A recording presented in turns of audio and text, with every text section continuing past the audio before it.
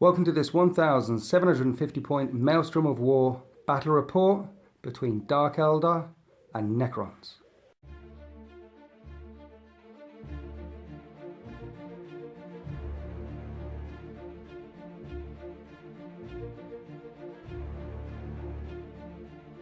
The Pathway of Kings, the grand passageway through Thanosis Hive, is now ruined, split apart in the war between the Dark Eldar and the Necrons. The Necrons are deployed south of the Pathway of Kings on this side of the Great Roadway, and the Dark Eldar control the north of the Pathway. So 4+ cover save all over the place provided by these ruins, but there are large open sight lines here and there, particularly down the pathway itself.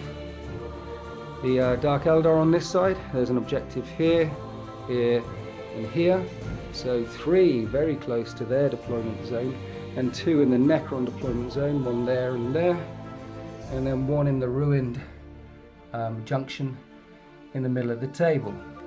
First time on the channel we'll see a battle that doesn't feature the Mechanicus or Space Marines, because I'm not playing today. I'm filming Paul and Tony as they beat the snot out of each other and try and win this Maelstrom game. It is tactical escalation. That's the one where you start off with 1 card in turn 1, 2 in turn 2, 3 in turn 3. You've got to keep your forces alive. If there aren't very many things left towards the end of the battle, then you're not going to score very many points. And I would say it's suited for the Necrons, towards the Necron. This is 1,750 points worth of Dark Eldar, and it's a real Space Raiders detachment, basically a way of cramming in more fast attack. In the troop selection, we have 3 units of warriors in Raiders, a unit of 10, a unit of 10, a unit of 9. The Raiders have all been given lances and splinter axe and night shields. 2 units of 6 bikes, and the dudes with the hairdos, the orange hairdos, have got cluster caltrops. This unit have got blasters, this unit have got lancers. 3 units of ravagers with disintegrator cannons, 3 empty venoms, and there's a Archon which looks very much like the Mad Duke, but is not. It's his cousin, and he's got a blaster, power sword, and a clone field, because we hate the shadow field. Clone field 4+ and 1. He's joined by a Medusa and 2 razor wings with lancers. All 3 of the Venoms have got the dual splinter cannon combos, and this one with the spiky bits at the back, they've got chain snares, which means they can tank shock, I believe. Alright, this is 1,750 points worth of Necrons. We have a combined arms detachment, a Necron destroyer cult formation, and everybody's favourite, the Canoptic Harvest. In the combined arms detachment, 2 units of 10 immortals with a Cryptek in each, which buffs their reanimation protocols to a 4+, and the Crypteks haven't got any upgrades. They've got the Staff of Light, and there's 2 dedicated transports there. The Warlord for the army is this Destroyer Lord. He's got a War Scythe, Silencery, Nightmare Shroud, and Phase Shifter. Basically, he's got 2+ save, 4+ and bun, and it will not die, and the War Scythe thing, and he's coming with 3 units of destroyers. There's a heavy destroyer in that squad, heavy destroyer in that squad. This formation allows the destroyers to reroll all wounds or armor pens, and they get move through cover, so they never have to take any dangerous terrain tests when they're jumping around all over the place. And of course they have preferred enemy because they're destroyers. And the Canoptic Harvest, so long as the Wraiths and the Scarabs are within 6 inches of the Spider, they get reanimation protocols, and all the Wraiths have been given whip coils, so they got initiative 5. The Necrons have deployed. They'll be going first unless the Dark Eldar sees them. We've got a unit of destroyers here, a unit of destroyers here, and a unit of destroyers here, ready to use their assault moves and jump up, shoot and jump down, sticking to the cover all game long. It'd be a very potent tactic if we are playing an Eternal War mission, but as we're playing a Maelstrom game, this is the only objective in one of these covers. Much as these 2 would like to jump up and down all game long, they might have to break cover and nip forward and try and steal some objectives, but it's a solid tactic there. And the Canoptic Harvest are front and center. The Warlord is attached to them. He's a honourable combatant, which means he has to always issue and accept challenges, which is pretty useless in this sort of fight, because I don't think the Dark Eldar are ever going to accept a challenge from him. Dark Eldar deployment looks a bit like this. The Cabal of the Last Hatred are stretched all the way along the northern boundary of Thanosis Hive. They control that side of the city, and there's bikes on the right flank, bikes on the left flank, and Ravagers and Raiders strung all the way along the backfield, trying to put as much distance between the limited firepower of the Necrons and the hulls of their vehicles as they can. One of the Medusa from the Royal Court is split off and is in that one, and the Archon has joined the Raider with the 9 warriors in, and it's in Deep Strike Reserve along with the 2 flyers. The Archon's got a webway portal, so he'll be deep striking in without scatter. So considering the limited range of the Necron guns, it's very good counter deployment from the Dark Eldar. The Necrons will be going first. One last thing, it is not night fighting, it is high noon in Thanosis Hive.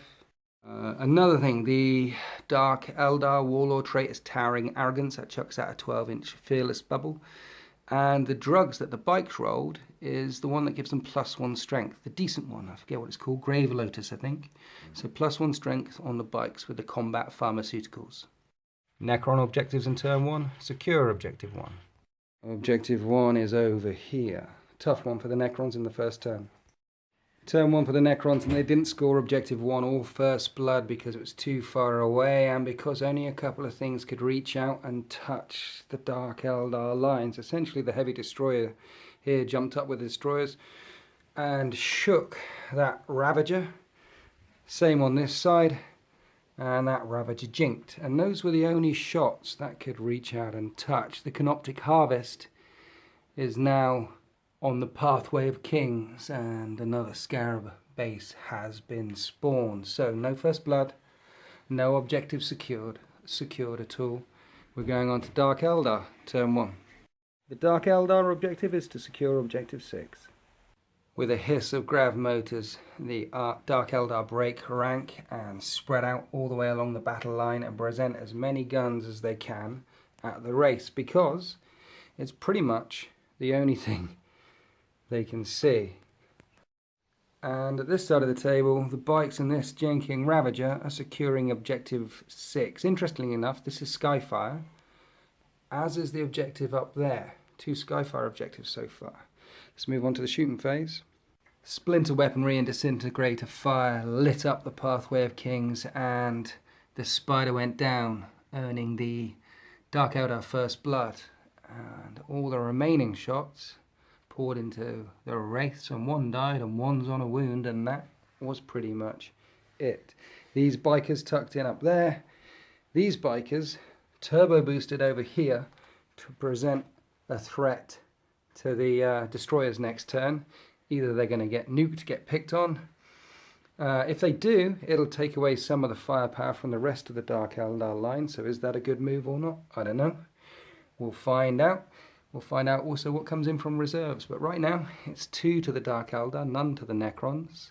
How will they respond? Necron objectives in turn 2. Both of the flyers are coming in. He got rid of secure objective 1 and he's drawn secure objective 2 and 6. The Necrons want to seize ground. Here is objective 2 and here is objective 6 over there. So again, another interesting draw for the Necrons. They're going to have to start breaking out of this cover.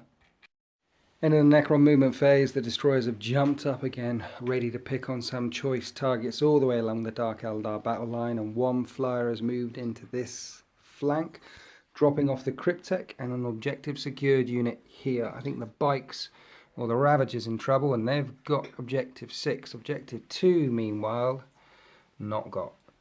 A Wraithwing pushing forward, ready to put pressure on the Dark Eldar centre line, and the other flyer in on this flank dropped its warriors behind it, ready to take on these bikes. So the bikes, front and left, right and left could be in trouble, and it'll be interesting to see what the Wraiths decide to do. Let's move on to the shooting phase. A successful round of shooting from the Necrons. Over this side, the unit that disembarked from the transport has destroyed the Ravager, and around the other side, the unit of Necrons here, plus the destroyers up there, killed 5 out of 6 of the jinking bikes, and they've fallen back as well. So mission accomplished on both flanks as far as that's concerned. This thing took shots from the flyer, which was shooting through that little bit of ruin there. Didn't jink, didn't hurt it. This one is jinking and lost a hull point. And this flyer wasn't at a good enough angle to hit anything. That was pretty much it. The other shots slamming into vehicles, an insane amount of jink saves made where they were put down, where the firepower was put down. So Ravager gone, bikes annihilated. We're now going to do some jetpack moves, assault moves, and see where those wraiths end up. At the end of the assault phase, all the destroyers have hopped back down into cover once more, and the wraiths didn't multi-assault. They went flying in to the closest venom and ripped it open and blew it up. Interestingly, in the explosion, one of the wraiths took a wound. So at the end of Necron's turn 2, they secure objective 6. It is 1 point to the Necrons, 2 points to the Dark Eldar. We're going on to Dark Eldar, turn 2. Dark Eldar objectives: kill the king and blood and guts, kill something in the assault phase. Both of these are going to be tough. One of the flyers is coming in, and his Archon is going to hit the table. In the movement phase, the Archon's gunboat has come in here, which means that bike is now fearless, and it looks like there's going to be a lot of shots coming in on these Necrons. Paul took a long time thinking where to put this gunboat because, yeah, he's close to these destroyers as well, so we'll see if that works out. And then everything else kind of stayed back to try and put, this one's going to put shots up the table along with the other disintegrator cannons. Both of these Ravagers basically are going to point at that Necron squad. And then the gunboats, these two, and the Venoms are all going to try and pour as much firepower into the Wraith squad as he can. He's taken Slay the Warlord very seriously, but that's a lot of invulnerable saves there. Also, it keeps all of these vehicles very close to the Wraiths. He could have got out of there. He could have zipped right and left and moved away, but no, he's going for the kill. So let's see how that works. And then the flyer and the bikes. Flyer's coming in here. It's got some nice blasts down on that squad, or it can take on the Night Scythe. But mind you, the Night Scythe's going to fly past next turn and not be able to hurt this particular flyer. And the bikes, they're looking to zip in there and finish that off. There's a Cryptek in that unit. That unit's going to be tough. So we'll see how that works out. We'll see whether this was foolish or genius. And yeah, I don't know. Let's move on to the shooting phase. All 4 missiles from the Razorwing plus the shots from the bikes came pounding into this squad here, and 5 of the Necrons have fallen. They passed their morale check. The Cryptek made a lot of lookout sirs there. So nibbled in half. And on the other side of the table, similar stuff. 5 Necrons gone from the disintegrator cannon fire from here and from the gunboat here, and they passed their morale. Of course they did. They're Necrons. This bike may be fearless, but because he regrouped, we read it that he can only move 3 inches, snap fire, things like that. So he took a shot at the flyer. I know some other people do it differently. Once they're fearless, they can chug on as usual. But that's what we do. Please leave your comments below. And then Operation Kill the Wraiths. This barge, this barge, this barge. Nice bird, Paul. Thanks. All of this stuff flying into the Wraiths. And look, I eat my words. All the Wraiths gone. And the Lord on no wounds and extremely upset. He's about to kill some stuff. Or join those scarabs. So yeah, didn't slay the Warlord. And we've got an assault coming up. So let's see what happens here. Worst charge ever. What have you done, Paul? So Paul rolled a 3 on his cluster caltrop, strength 6 rending, and that did nothing. And then the other bikes came in with Hammer of Wrath, and the Necrons ate it all, and then they assaulted. And basically it was lots of sharp metal pointy things trying to scrape tin cans, and the tin cans didn't go pop. In return, the Necrons ripped apart 2 of the Reaver jet bikes, and then they broke, fell morale, and fell back off the table. Essentially, Paul's just fed Tony a unit of bikers there. Terrible rolling from the Dark Eldar. Excellent saves from the Necrons, and they stand firm. They hold objective 6. So at the end of that phase, the Eldar score no points. It's still 1 point to the Necrons and 2 points to the Dark Eldar. We're moving on to Necrons turn 3.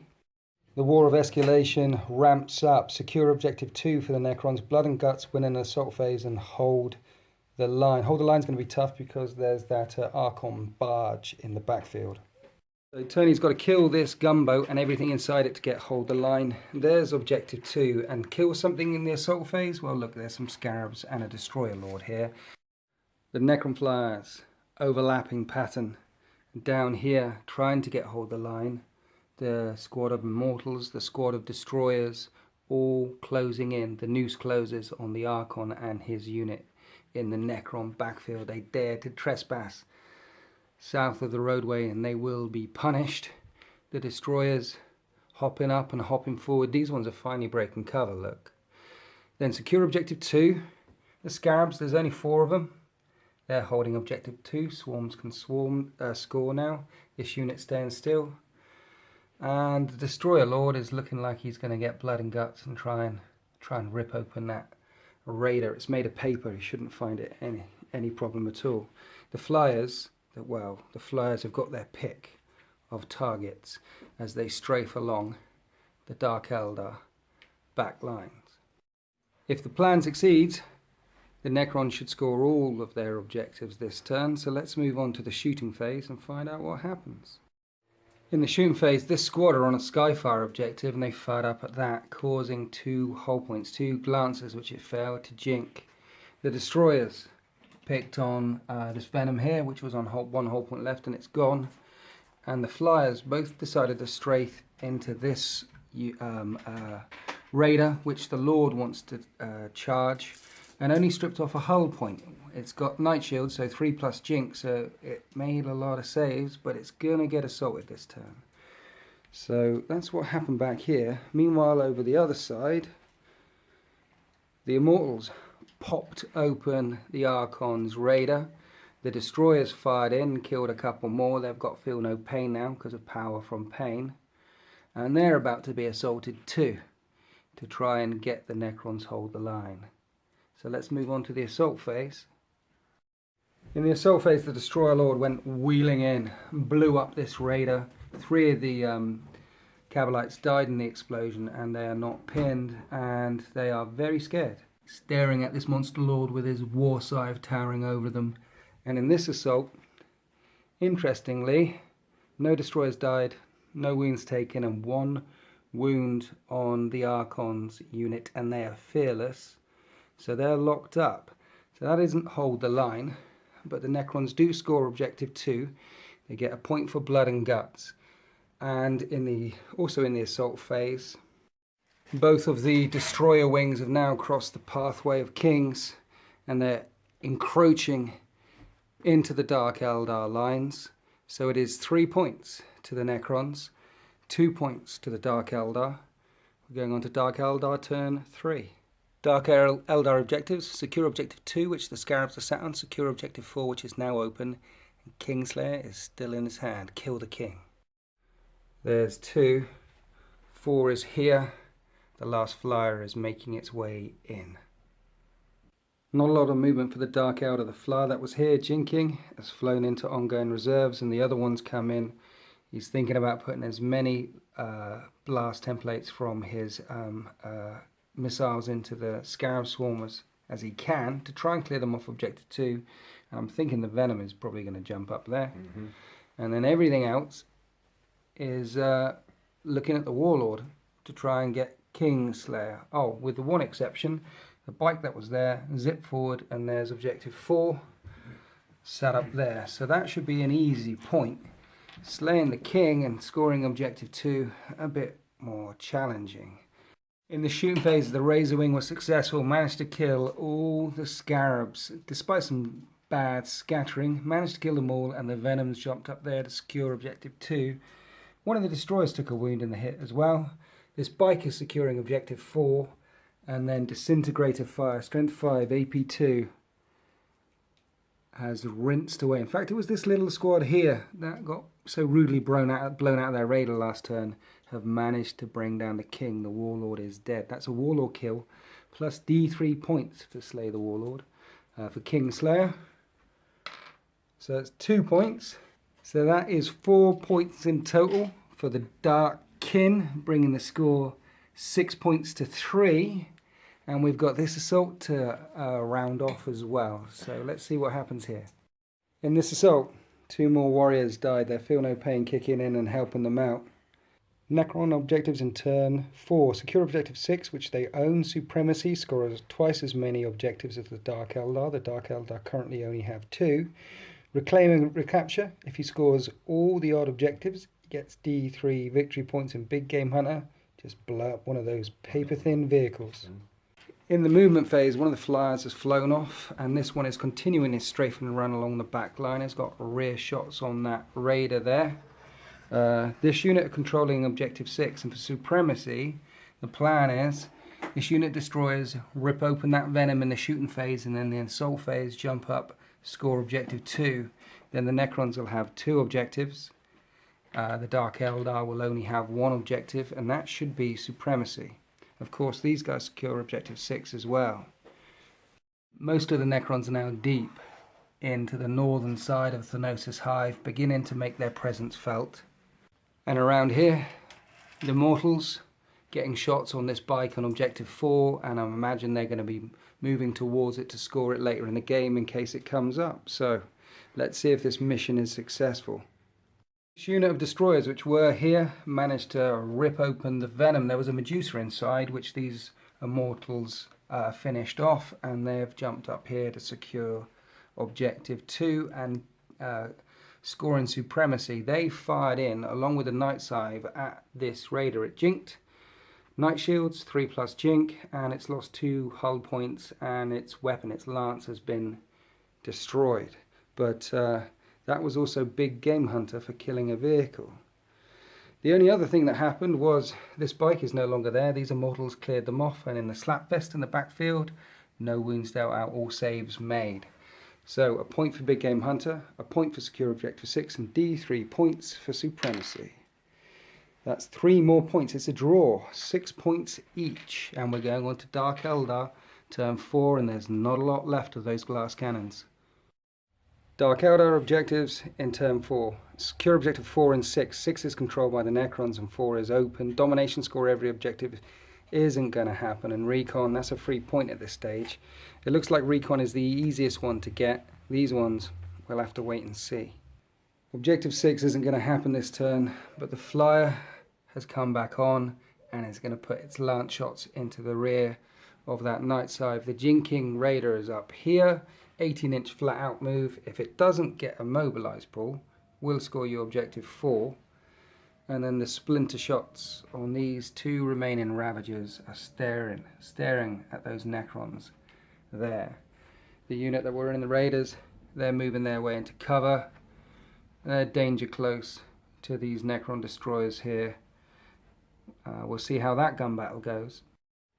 But potentially all the Dark Eldar can get this turn is 2 points. Let's see if it works out for them. As predicted, the raider got immobilized, last hull point stripped. The unit came spilling out of the transport and they're pinned. So they threw all their firepower along with this unit into destroyers, killing one and putting that closest guy on a wound. Big mistake, or bad dice roll there. So one of the Ravagers had to jump up. It didn't get immobilized, but it might if it tries to get off of there and score objective 4. And then the remaining shots fired down into the Immortal squad here and cleared them all away except for the Cryptek. In the aerial combat, that Razor Wing fired into the Night Scythe and took a hull point off of it. It's jinking now.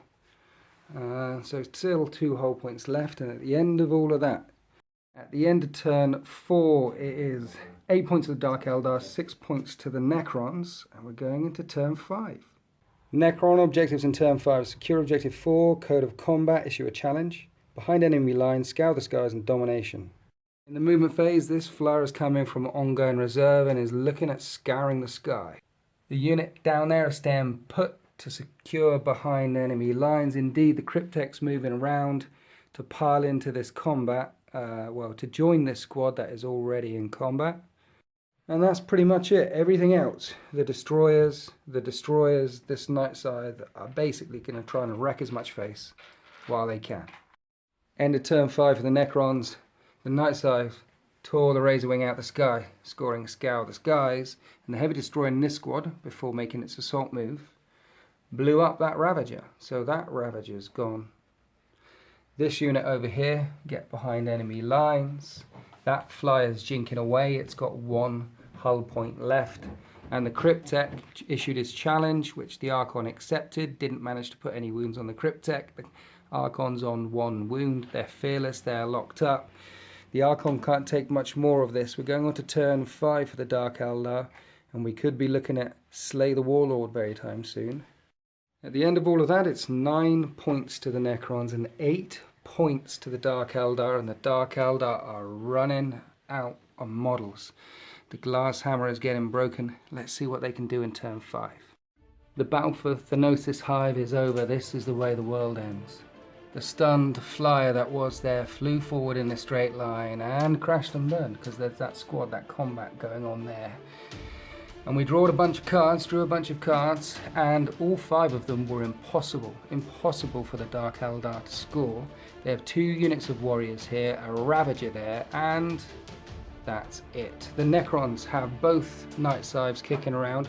All 3 units of destroyers are still on the table. The immortal combat goes on, and the warriors with their Cryptek are still sat over here, where after they popped out of their flyer in turn 2.